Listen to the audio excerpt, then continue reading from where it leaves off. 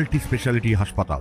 মেঘবেলা লাইভে আপনার পছন্দের টিভি চ্যানেলস সম্পূর্ণ বিনামূল্যে শুধুমাত্র মেঘবেলা ব্রডব্যান্ডের কানেকশনের সঙ্গে। মেঘবেলা ব্রডব্যান্ড, বাংলার ঘরে ঘরে। রাজ্যে ফের পণের বলি হলো এক গৃহবধূ। পণ না পেয়ে গৃহবধূকে অ্যাসিড খাইয়ে হত্যার অভিযোগে চাঞ্চল্য ছড়ালো মালদহের মৌলপুরে। ঘটনায় অভিযোগে তীর গৃহবধূর স্বামী সহ শ্বশুরবাড়ির একাধিক সদস্যের দিকে। পুলিশ সূত্রে জানা গেছে মৃতার বয়স 22 বছর, এক কন্যা সন্তানও রয়েছে তার। মৃতার পরিবারের অভিযোগ, এরপর থেকে মানে টাকা পয়সা 5 লক্ষ টাকার চাপ দেয়, তারপরে এবং দেওয়ার পরে সে নিয়ে চাপের ফলে বাপ মাকে জানানোর পর তখন ওর শারীরিক বহুত অত্যাচার চালানোর পর সে মেডিসিন খোয়া তাকে মারা হয়, অ্যাসিড খোয়া তাকে মারা হয়।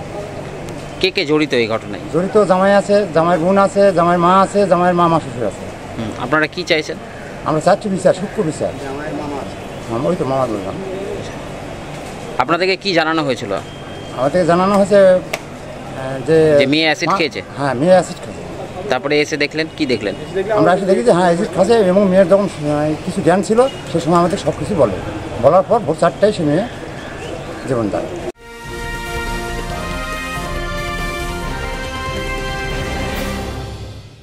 উত্তর 24 পরগনা ও তার আশপাশের এলাকার মানুষের সেবায় ক্যাথ ল্যাবের মতো অত্যাধুনিক সুবিধা নিয়ে পরিষেবায় ব্রতী সারদা মাল্টি স্পেশালিটি হাসপাতাল।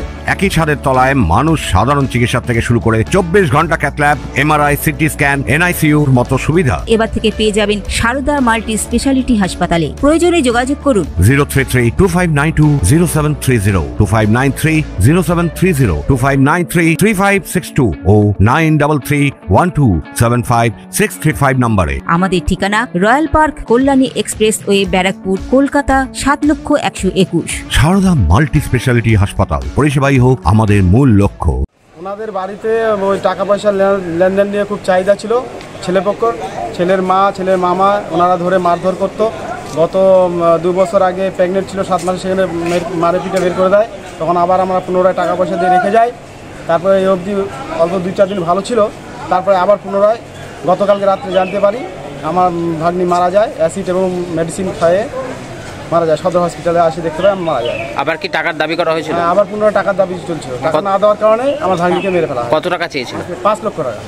কি বলেছিল ফোনে? বলেছিল আমাদের টাকা পয়সার প্রয়োজন, টাকা নিয়ে আসো, নাহলে তোমাকে মেরে ফেলবো। আর তারপরে বলছে টাকা না দিতে পারলে মেরে ফেলবো। তারপরে কি হলো? মারা গেছে? হ্যাঁ, মারা গেছে। কিভাবে মেরে ফেলা হলো? ওটা আমরা এসে দেখি আমাদের ভাগ্নি তখন জ্ঞান ছিল, আমাদের বলে আমাকে অ্যাসিড এবং মেডিসিন খাইয়ে মারা ফেলেছে। কে কে খাইয়েছে? ওনাদের বাড়িতে ছিল ওনার মামা ছিল, ওনার মা ছিলেন এবং উনি ছিল, ওনার দিদি ছিল। গভীর রাতে ওই গৃহবধূকে উদ্ধার করে মালদা মেডিকেল কলেজ ও হাসপাতালে নিয়ে যাওয়া হলে শেষ রক্ষা হয়নি। ভোরের দিকে মৃত্যু হয় তার। এই মর্মান্তিক ঘটনার পর মৃতার পরিবারের পক্ষ থেকে স্বামী সহ শ্বশুরবাড়ির বিরুদ্ধে লিখিত অভিযোগ দায়ের করা হয়। ইতিমধ্যেই ঘটনার তদন্তে নেমেছে পুলিশ, যদিও যাদের বিরুদ্ধে অভিযোগ তাদের কোনরূপ প্রতিক্রিয়া পাওয়া যায়নি। তনুজ জৈনের রিপোর্ট, নিউজ বেঙ্গল টুডে।